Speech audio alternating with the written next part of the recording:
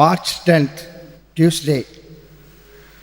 Do not let us be put to shame, but deal with us in your kindness and great mercy. Jesus answered, I say to you, not 7 times, but 77 times. 70 times 7 is a way of saying all the time. It is not that after 490 times one can start retaliating.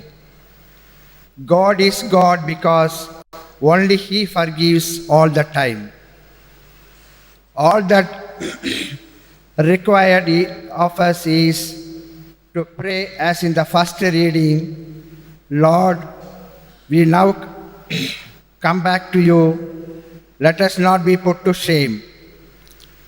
The master in the parable forgave the man with a huge debt because of the largeness of heart. But the servant did not have similar generosity to repay goodness with goodness. He throttled a fellow servant who had a very puny debt. However much God forgives us, we still have much grudge against our erring brethren.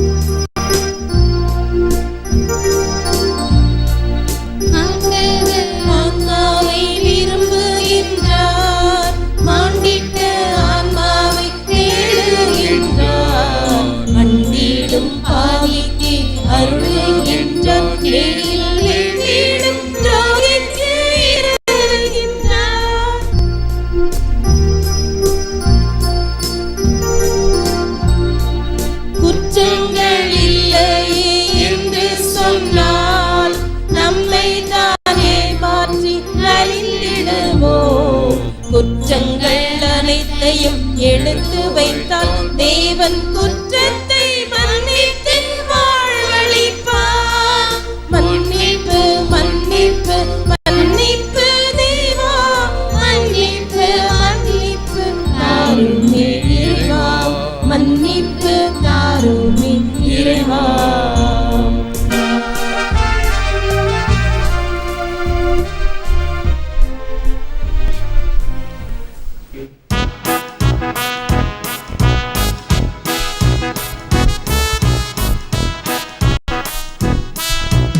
ஆண்டவரே, உம் பாதைகளை நான் அறியச் செய்தருளும், உம் வழிகளை எனக்கு கற்பித்தருளும்.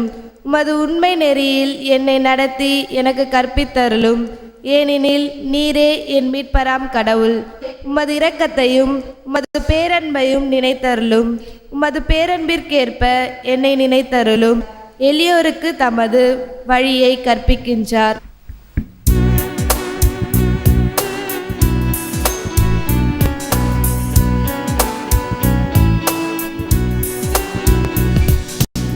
ஆயத்தன் மந்தையை காப்பது போல ஆண்டவர் நம்மை காத்திடுவார். ஆண்டவர் உங்களோடு இருப்பாராக, உம்மோடும் இருப்பாராக. புனித மத்தேயு எழுதிய நற்செய்தியிலிருந்து வாசகம். ஆண்டவரே, உமக்கு மகிமை. அக்காலத்தில் பேதுரு இயேசுவை அணுகி, ஆண்டவரே, என் சகோதரர் சகோதரிகள் ஒருவர் எனக்கு எதிராக பாவம் செய்து வந்தால் நான் எத்தனை முறை அவரை மன்னிக்க வேண்டும்? 7 முறை மட்டுமா என கேட்டார். அதற்கு இயேசுவரிடம் கூறியது, 7 முறை மட்டுமல்ல, 70 தடவை 7 முறை என நான் உனக்கு சொல்கிறேன். விண்ணரசை பின்வரும் நிகழ்ச்சிக்கு ஒப்பிடலாம். ஓர் அரசர் தம் பணியாளரிடம் கணக்கு கேட்க விரும்பினார். அவர் கணக்கு பார்க்க தொடங்கிய பொழுது அவரிடம் 10,000 தாலந்து கடன்பட்ட ஒருவனை கொண்டு வந்தனர். அவன் பணத்தை திருப்பி கொடுக்க இயலாத நிலையில் இருந்தான். தலைவரோ அவனையும் அவன் மனைவி மக்களோடு அவனுக்குரிய உடைமைகள் யாவற்றையும் விற்று பணத்தை திருப்பி அடைக்க ஆணையிட்டார். உடனே அப்பணியால் அவர் காலில் விழுந்து பணிந்து, என்னை பொறுத்தருள்க, எல்லாவற்றையும் உமக்கு திருப்பி தந்து விடுகிறேன் என்றான். அப்பணியாளரின் தலைவர் பரிவு கொண்டு அவனை விடுவித்து அவன் கடல் முழுவதையும் தள்ளுபடி செய்தார்.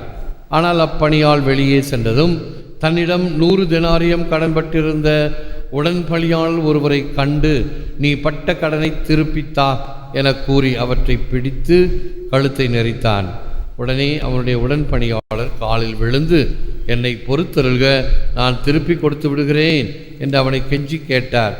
ஆனால் அவன் அதற்கு இசையாது கடனை திருப்பி அடைக்கும் வரை அவரை சிறையில் அடைத்தான்.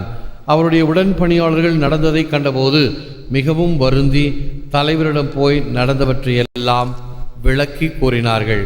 அப்போது தலைவர் அவனை வரவழைத்து, பொல்லாதவனே, நீ என்னை வேண்டிக் கொண்டதால் அந்த கடன் முழுவதையும் உனக்கு நான் தள்ளுபடி செய்தேன். நான் உனக்கு இரக்கம் காட்டியது போல் நீயும் உன் உடன் பணியாளருக்கு இரக்கம் காட்டியிருக்க வேண்டும் அல்லவா என்று கேட்டார். அத்தலைவர் சினம் கொண்டவராய் அனைத்து கடனையும் அவன் அடைக்கும் வரை அவனை வதைப்போரிடம் ஒப்படைத்தார். உங்களுள் ஒவ்வொருவரும் தம் சகோதர சகோதரிகளை மனமாற மன்னிக்காவிட்டால் விண்ணுலகில் இருக்கும் என் தந்தையும் உங்களை மன்னிக்க மாட்டார் என்றார். இது கிறிஸ்து வழங்கும் வாழ்வு தரும் நற்செய்தி. கிறிஸ்துவே உமக்கு புகழ். You should have heard mercy on your fellow servant, just as I had mercy on you. நான் உனக்கு இரக்கம் காட்டியது போல நீயும் உன் உடன் பணியாளருக்கு இரக்கம் காட்டியிருக்க வேண்டும். இயேசுவில் அன்பார்ந்த சகோதர சகோதரி, அன்பார்ந்த பிள்ளைகளே, அன்பார்ந்த தொலைக்காட்சி நேய விசுவாசிகளே, எருசலேம் தேவாலயம் அழிக்கப்பட்டதை பற்றி சொன்னேன். ஒருவர் எனக்கு கடிதம் எழுதியிருக்கிறார் இமெயிலில். கடவுள் இரக்கமுள்ளவர், மன்னிக்க தயாராக இருப்பவர், ஏன் இப்படிப்பட்ட கொடுமையான தண்டனையை அந்த இஸ்ராயல் மக்களுக்கு கொடுக்க வேண்டும்? என்ன பதில் நாம் சொல்லுவோம் என்று ஒவ்வொருவரும் யோசனை செய்து பார்த்தோம். கடவுள் இரக்கமுள்ளவர், மன்னிக்க தயாராக இருப்பவர். அப்படிப்பட்ட இரக்கமுள்ள கடவுள் ஏன் இவ்வளவு கடினமாக, காட்டமாக, பிடிவாதமாக இருக்க வேண்டும்?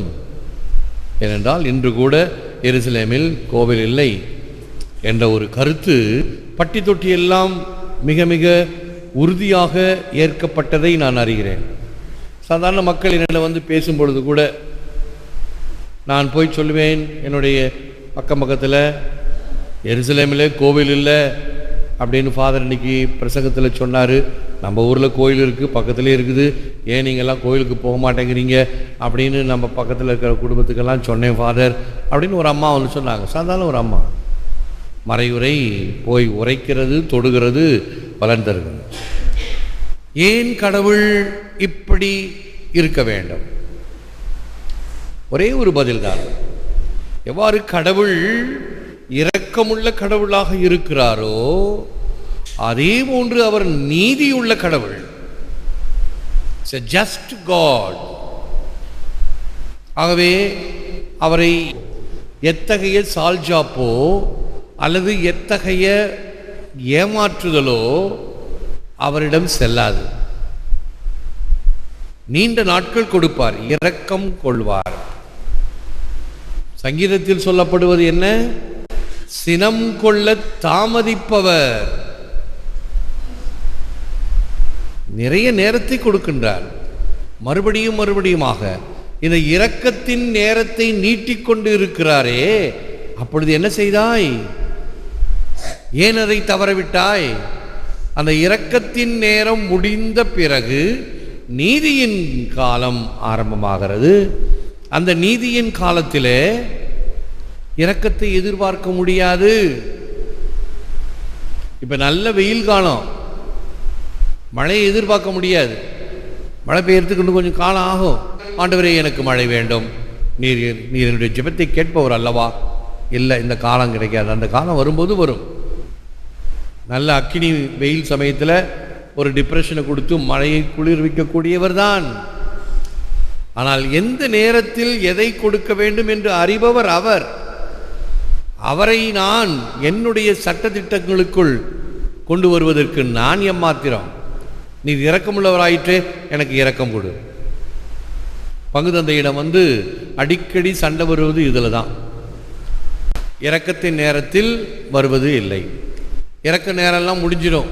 கடைசி நேரத்தில் நீங்கள் மனசு வச்சா, தவக்காலத்தில் இந்த அருட்சாதனங்கள் பெறுபவர்கள் முன்னதாகவே தயாரிப்பு வகுப்புகளுக்கு முழுமையாக பங்கேற்றல் வேண்டும். ஒரு சிலர் இது நன்றாக காதில் வாங்கி என்ன தெரியுமா செஞ்சாங்க? ஃபாதர், அந்த சமயத்தில் ஒரு வேளை என்னால் வர முடியாமல் போனாலும் போகும், வேலை பல காரணங்களால், ஆகவே முன்னதாகவே ஒரு சில வகுப்புகளை நான் முடித்து வைத்துக் கொள்கிறேன். முன்னதாகவே வரலாமா? தாராளமாக. முன்னதாகவே வகுப்புகளை முடித்து கொண்டவர்கள் உண்டு. எல்லாத்தையும் விட்டுற வேண்டியது. 2 வாரம் ஆகிப்போச்சு. கிளாஸ் எல்லாம் 4-8 கிளாஸ் முடிஞ்சிருச்சு. ஒரு கிளாஸும் ஒரு கருத்தை பற்றி. ஆகவே எனக்கு ஞானஸ்தானம் வாங்கியிருக்கிறேன். நான் புது நன்மை உறுதி பூசல் வாங்க வேண்டும், எனக்கு ஈஸ்டர் சமயத்தில் கொடுங்க அப்படின்னு ஒரு நல்ல ஒரு கொட்டாப்படி மாறி ஒரு 25 வயது இளைஞன் வேறு பங்கில் இருக்கிறான். இந்த பங்கை சார்ந்தவன் தானாம். எனக்கு கொடு. ஏன் இவ்வளோ நாட்கள் என்ன செய்தாய்? சரி, அதையும் விடு. இன்னொரு இரக்கத்தின் காலம் கொடுக்கப்பட்டதல்லவா? இந்த தவக்காலத்தின் ஆரம்பத்திலேயே வர வேண்டும் என்று அறிவிப்பெல்லாம் கொடுக்கப்பட்டதே. சரி, அதுதான் கேட்கல, கோயிலுக்கு வரல. கோயிலுக்கு வர நீ சொல்லியிருக்கலாம் அல்லவா? ஆக எனக்கு ஒரு தேவை, இப்பொழுது ஒரு திருமணம் செய்ய வேண்டும். அந்த திருமணம் கோயிலில் செய்யணும். கோயிலில் செய்யணும்னா அப்போ அந்த சமயத்தில் ஃபாதர் புது நன்மை உறுதி பூசல் வாங்கியாச்சான்னு கேட்பாரு.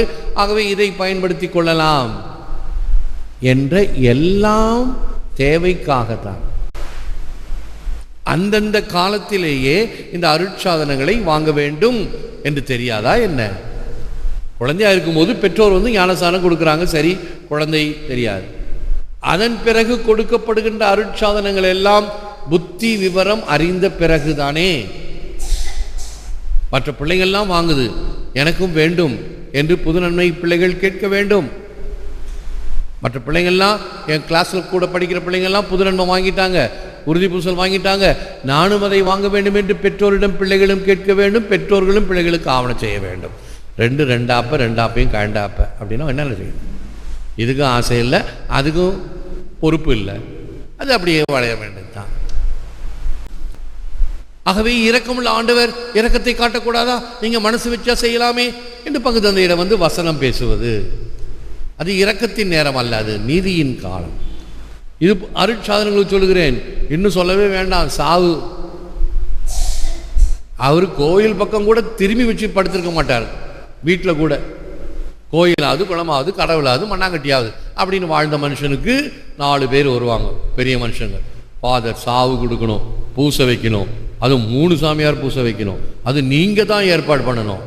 நான் ரொம்ப அமைதியாக தாழ்ச்சியாக சொல்வேன், தயவுசெய்து போப்பானவருக்கும் எழுதி போப்பானவரையும் கூப்பிடுங்க, ரொம்ப சிறப்பாக இருக்கும். என்ன ஃபாதர் நக்கல் பண்ணுறீங்க? கோயில் வாழுகின்ற நேரத்தில் கடவுளோ அல்லது வாழுகின்ற நேரத்தில் கடவுளுடைய இரக்கத்தையோ பெறுவதற்கு எந்த விதமான முயற்சியும் இல்லை. இறந்த பிறகு பண்ற பந்தா. எதற்கு இதெல்லாம்? இரக்கமுள்ள இறைவன், இறைவன் இரக்கம் காட்ட வேண்டும். இந்த ஃபாதர் இரக்கம் காட்ட மாட்டேங்கிறார், மன்னிக்க மாட்டேங்கிறார், உடனே இப்படி எடுத்து போட வேண்டியது. இயேசுவின் காலத்தில் எருசலேமை பற்றி சொல்லப்பட்ட இந்த இறுதி எச்சரிக்கை 70 ஆண்டுகள் கழித்து நடந்தது. 70 ஆண்டுகள் வேதத்தில் சொல்லப்படுகிறது அல்லவா? அந்த யோனாஸ் தீர்க்கதரிசி போய் மனம் மாற வேண்டும் என்று ஜெபித்தார். நாடு முழுவதும் மனம் மாறியது. மன்னன் மனம் மாறினான், மக்கள் மனம் மாறினார்கள். ஏன்?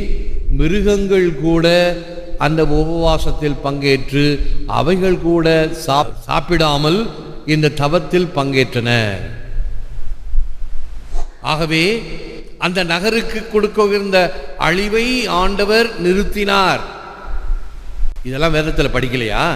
இதெல்லாம் மண்டையில் ஏறாதா? சாக்குடை அணிந்து தவம் செய்தார்கள். கடவுளுடைய கோவாக்கினை அவரிடமிருந்து எடுக்கப்பட்டது. கடவுள் தன்னுடைய மனத்தை மாற்றிக்கொண்டார்.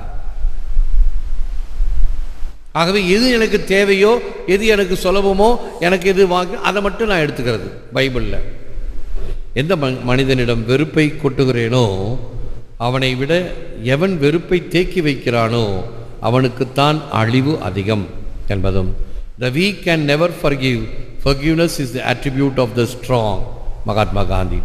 வலிமையற்றவன் ஒருபோதும் மன்னிக்க முடியாது, வலிமை உள்ளவனால் தான் இயல்பாக மன்னிக்க முடியும். For it is sweet to stammer one letter on the eternal language on earth, it is called forgiveness. Longfellow. இவ்வுலகில் நிரந்தர மொழியின் ஆணித்தரமாக அழைக்கப்படும் ஒரு இனிமையான எழுத்துத்தான் மன்னிப்பு. Forgiveness is our decision to accept God's grace, to let go of offenses committed against us, and to express this by acts of mercy and love.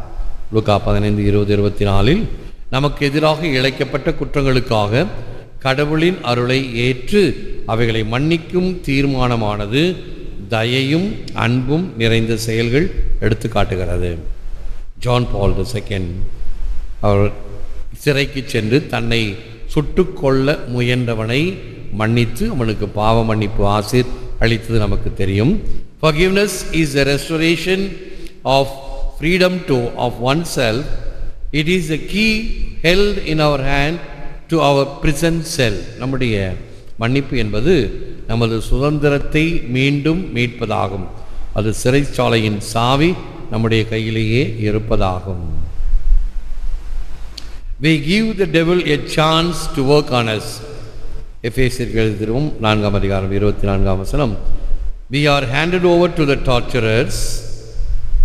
These torturers may be as fear, loneliness, depression, frustration, anxiety, self-hatred.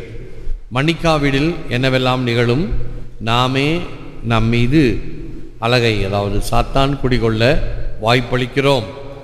நம்மையே அனைத்து துன்பங்களுக்கும் கையளிப்பதாகும். தனிமை, மனச்சோர்வு, களைப்பு, வீண் கவலை, நம்மீதே வெறுப்பு போன்ற துன்பங்களாகும். What if I don't forgive? We cut ourselves off from receiving forgiveness, healing, prayer and worship. If we persist in unforgiveness, we cut ourselves off from God. நாமே மன்னிப்பு பெறுவதிலிருந்து விடுவித்துக் கொள்கிறோம். குணமளிப்பது ஜெபம், ஆராதனை. நாம் மன்னிப்பின்மையிலேயே நிலைத்திருந்தால் கடவுளின் உறவிலிருந்தே முழுமையாக விடுவித்துக் கொள்கிறோம். சபிக்கப்பட்டவர்கள் தங்கள் தீய வழிகளை விட்டு அவர்கள் உள்ளத்தை யெகோவா கடவுள் பக்கம் திருப்பட்டும், அவர் அவன் மேல் கருணை காட்டுவார். Let the wicked abandon his way and the evil one his thoughts. Let him turn back to Yahweh who will take pity on him. மன்னிப்பு என்பது தெய்வ பண்பு, வெறுப்பு என்பது அரக்க மனத்தின் ஆயுதம். மன்னிப்பு கடினம், ஆனால் சிறப்பு. வெறுப்பு மருத்துவர் செலவு அதிகரிக்கும். மன்னியுங்கள், மருத்துவர் செலவு குறையும். வாழ்க்கையை உருவாக்கும், வெறுப்பு வாழ்க்கையை சிக்கலாக்கும். மன்னிப்பு உறவுகளை புதுப்பிக்கும், மன்னிப்பு உறவுகளை சிதைக்கும். மன்னிப்பு அமைதியை கொண்டு வரும், வெறுப்பு அமைதியை குலைக்கும். மன்னிப்பு ஆயுளை அதிகரிக்கும், மன்னிப்பு ஆயுளை குறைக்கும். ஜெபம் முழந்தால் இருப்போம். O God, be merciful to me, a sinner. Our Father, forgive us our trespasses as we forgive those who trespass against us. கடவுளே, பாவியின் மேல் இரக்கமாயிரும். எங்களுக்கு தீமை செய்தவர்களை நாங்கள் பொறுப்பது போல எங்கள் பாவங்களை பொறுத்தருளும். ஆமென். ஏற்று வரமருளும் இறைவா, காக்கும் கரங்களினால். ஆமென், ஆமென்.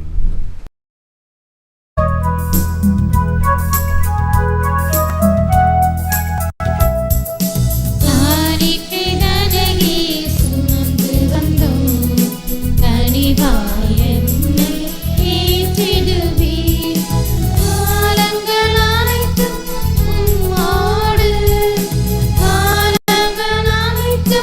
உம்மாடு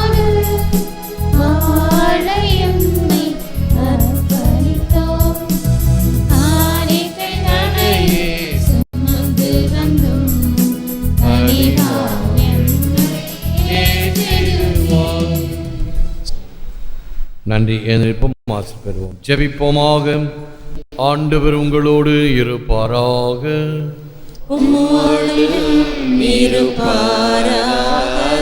எல்லாம் வல்ல இறைவன் பிதா சுதன் பரிசுத்தாவி உங்களை ஆசீர்வதிப்பாராக.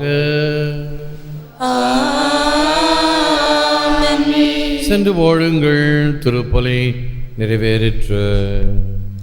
இறைவா உமக்கு நன்றி.